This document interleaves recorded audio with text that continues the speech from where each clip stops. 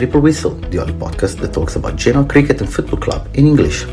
Powered by Genuani Siresta, our guests every week will comment the game performances, players, ratings, tops and flops, here at Triple Whistle. Hello everybody, welcome back to Triple Whistle, the only podcast that talks about Genoa Cricket and Football Club in English. My name is Tobia, I'm speaking to you from Edinburgh.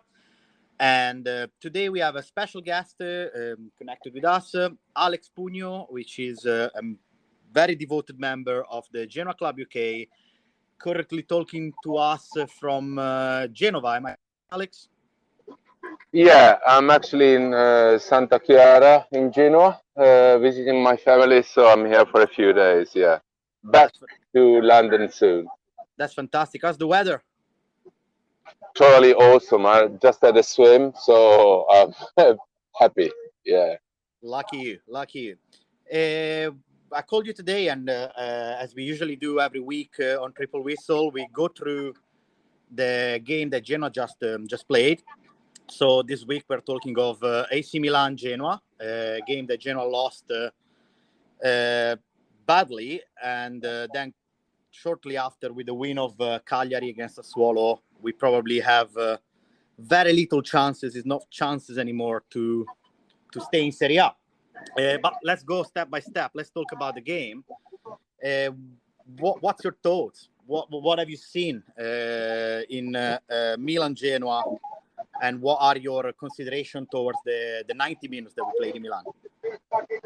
Yeah, well, we played against AC Milan, so it wasn't an easy game. They are playing to win Premier League or Serie A Scudetto, so it was a tough game. We were organized as we were in the first 8 games with Blessin.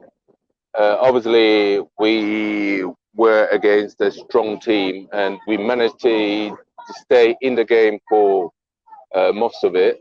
But then in the end, we had to concede. I mean, it's everybody knows we lack something in the last 30 meters, so we didn't many opportunities to score a goal, and that's been for quite a while now with Genoa. So that was the game. That was unfortunate. They scored a second goal, and that's it. And that's when it was over. But yeah, overall, it wasn't too bad. But we faced a much stronger team, so we couldn't do much. Yeah, I have to say, I've seen, as you said, a very well organized team, mostly in the first half. Mr. Blessin after the game with Verona, again, he insisted of having the right mental approach to the game, as we lacked of it for the last few games. And I have to say, with AC Milan, the team really delivered a good approach. I totally agree with you as well in saying that we are really sterile when it comes to the last 25, 30 meters of the pitch. We really struggle to create chances that can be dangerous, because we create chances, but none of them ends up being dangerous. That's the problem. Yeah. I noticed a couple of tactical changes that the coach did in order to try to complicate the game for the AC Milan defense, differently than the previous games where we tried a 4-2-3-1 with Amiri playing basically to support only one striker. We tried to play with 2 strikers, with a Kuban and Piccoli, and Amiri immediately right behind. Then throughout the game, we tried to change for a 4-4-2 with Gudmundsson and Destro, but literally nothing concrete happened. I have a question for you, which is, who do you think of Genoa are the tops of the game? Who do you think it played a very well game and can be maybe confirmed for the next game against Cagliari? Well, to be perfectly honest, I don't wanna talk about players. I mean, it's up to Blessin to see how they play, how they train, and who's the best in the game for the next game. at the end of the day, I felt that many people were happy uh, with the formation at the beginning of the match, but then after the match, some people weren't happy at all. So I don't wanna pick up anyone, because at the end of the day, what we said before is what I think. We are well organized, but we missed the last 30 meters. So what I think is that we need to get something done up front. I'd like to see more 1-2s, more crosses in the middle, or anything to have an opportunity. Because in Milan, aside from a header in the in stoppage time, we didn't have many opportunities, just striking from afar and not really hitting the target. So I'm not going to answer your question. I'm just going to say anybody Blessing want to pick, but we need to um, make an effort up front, and that's that. What about you? What do you think? Well, What about? first of all, I agree with what you said completely. Surely, there's nobody can interfere with the manager choices, and it would be profoundly wrong and also unhelpful for fans or journalists, as we've seen in Genova the last few days. Suggesting and giving advices to the manager in regards of what to do. But if you have to choose one player that you really liked in Milan Genoa, whom would you choose? I'll tell you mine. I really liked the performance of Milan Badeli. I think Badeli. he really played a very good game. Yeah, I wanted to say the same. Yeah, midfield, Badeli was all over the place, and he was certainly one of the best. Um, And I wish. Yeah. as a flop, I don't know if you have an idea of whom you think didn't perform up to his standards. Unfortunately, because I think the player got a lot of talent, but Gudmundsson, either though he played only 25, 20 minutes, it seems like he's completely out of the team's dynamics and the game. It doesn't manage to have any sort of impact, not even a negative impact on the game. Do you agree with that, or you think there's somebody else that should have maybe been in the flop kind of group? Well, Gudmundsson didn't play the whole match. I agree with you. Didn't make an impact. So I'm not gonna pick anyone. They scored the first goal, so there was a bit of indecision um, in that situation. So, but overall, I don't want to pick anyone, because I want to try give him another chance and and see what's happening. See what's happening with Genoa Cagliari. Yeah, no, that actually is a very good assist he did to start talking about the current situation, taking the results of Cagliari Sassuolo. I'm not going to ask you if you've seen the game, because that's not the matter. But we were expecting probably not a different results, because we knew that was going to happen with Sassuolo. We were hoping for either a draw or a win of Sassuolo, which we can both agree is much of a stronger side than Cagliari. However, we witnessed a game that was, I think Cagliari created 9 chances and Sassuolo only shot on target once throughout the true game. So Sassuolo really looked like Genoa in that game. And that increased the gap with Cagliari, which is now on a 6 points gap. So it kind of condemned us to Serie B. What do you think about the current situation? Do you think we still have chances to stay in Serie A, or that's it for us and it's about time to start planning the next season? We're still in with a chance, but we won 2 games in 33, so it's very tough. It's nearly impossible now, but we still have a chance. So we just need to play the best game against Cagliari, and we do need to do one thing, and that's it. That's the win against them, and then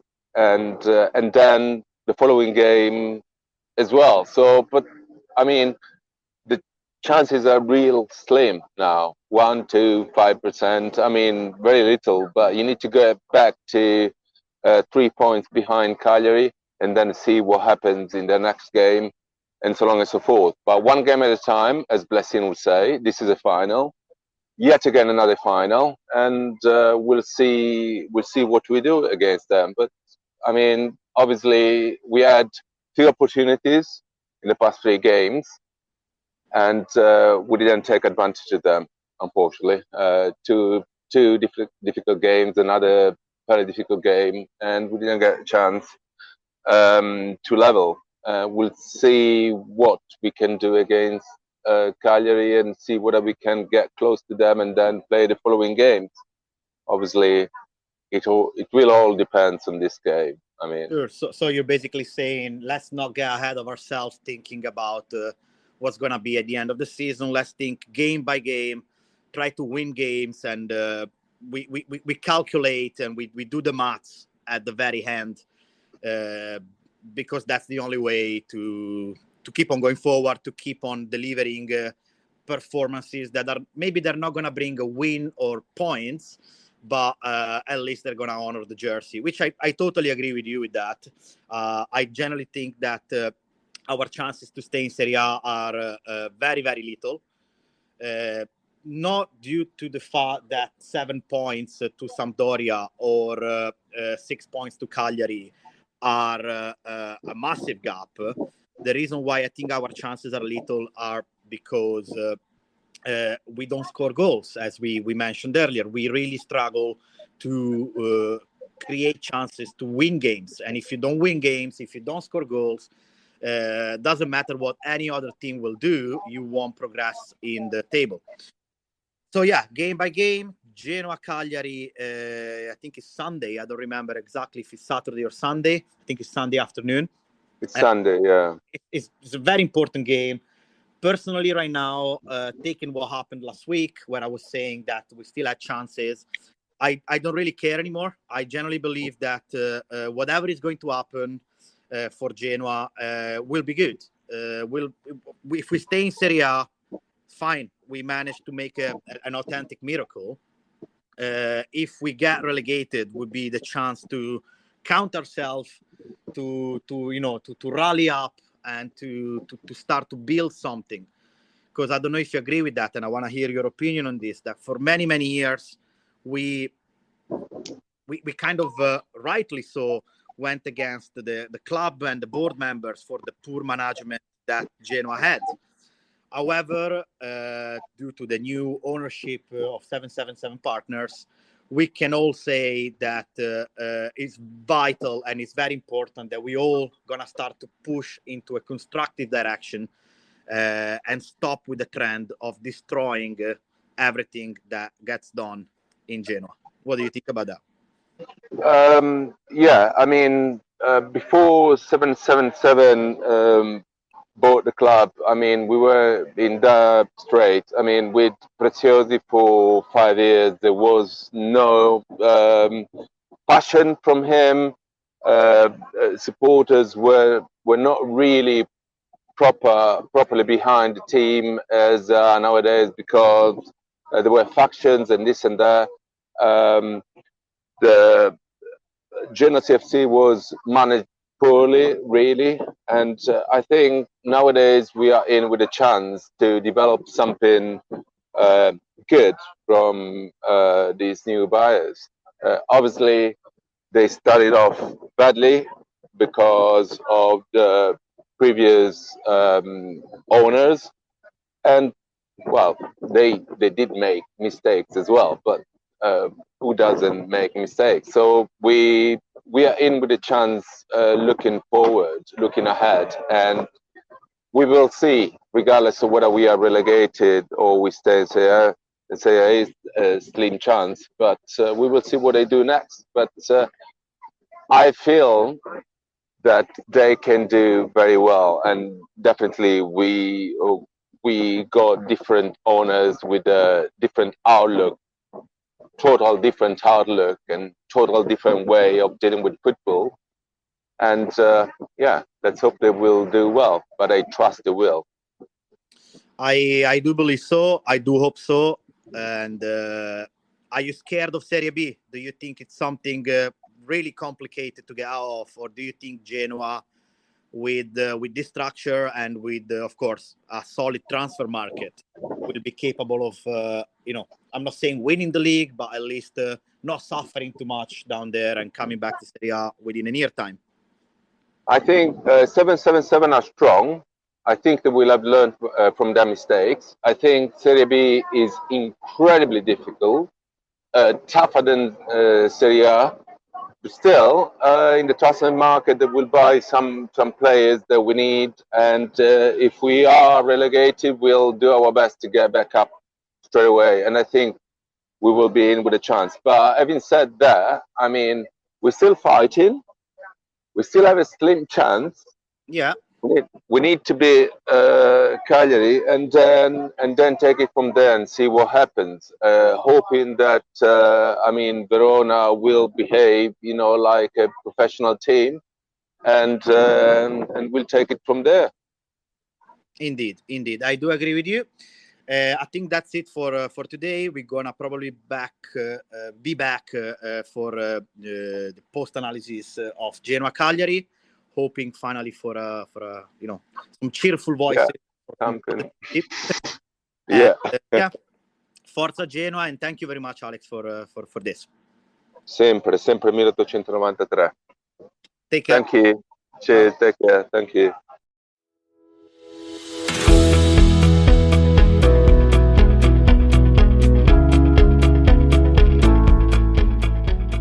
You've listened to Triple Whistle, the after game podcast of Genoa Si Resta. See you next week.